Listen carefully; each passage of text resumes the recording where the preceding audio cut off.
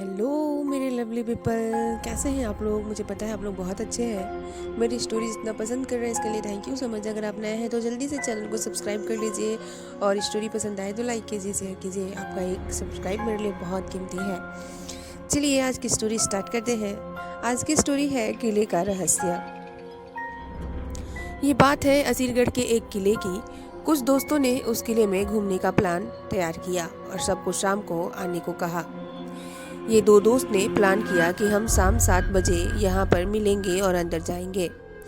जिसकी तय हुआ था, दोनों दोस्त शाम 7 बजे आ गए।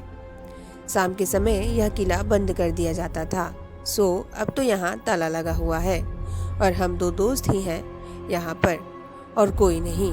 हम देखा कि ये तो बंद है। हमें लगा कि ये हमेशा से खुला रहता होगा, पर अब क्या करें, ताला तो बंद है। उसके चारों ओर से देखा तो एक रास्ता दिखाई दिया और दोनों दोस्त उसी में चले गए और अंदर घूमने लगे। घूमते हुए वे बातें की जो करनी थी कि ये किला तो बहुत साल पुराना है। उनमें से एक छत पर चला गया और एक नीचे घूमता रहा। एक दोस्त जो ऊपर चाट पर घूम रहा था, उसे एक कमरे में जहाँ बहुत ही अंधेरा था, वहाँ से किसी के रोने की आवाज़ें आने लगी। अब वो यही सोच रहा था कि कोई हमारी तरह यहाँ पर फंस गया है और निकल नहीं पा रहा है, इसलिए अंदर कोई रो रहा है। अंदर जाने पर एक बूढ़ी औरत रो रही थी। अब सोचने की बात यह है कि बूढ़ी औरत कहाँ से आई और यहाँ कैसे फंस गई। कुछ देर देखने के बाद उसने पूछा कि आप यहाँ पर क्या कर रही हो और क्यों रो रही हो।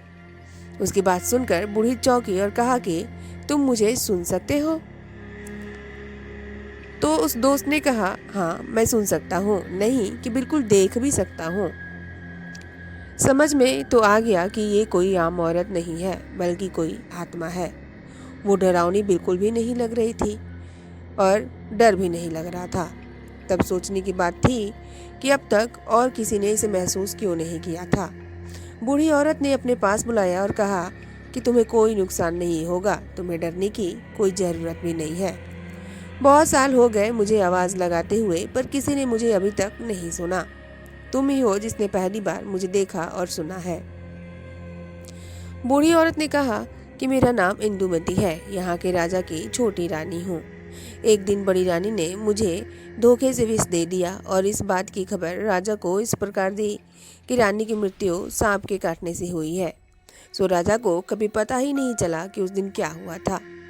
और आज इतने सालों बाद आज तुमने मेरी आवाज़ सुनी और मैं तुम्हारी बहुत ही आभारी हूँ।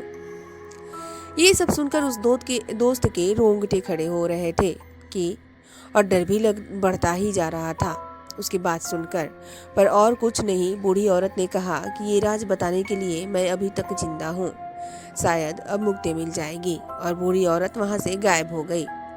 बाहर देखा तो हल्की रोशनी अभी भी थी। अभी पूरा अंधेरा नहीं हुआ था। समय लगभग 7:30 का होगा।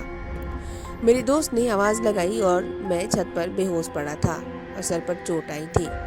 दोस्त ने पूछा कि तुम यहाँ गिरे हुए हो और मैं सारी जगह तुम्हें ढूंढ लिया।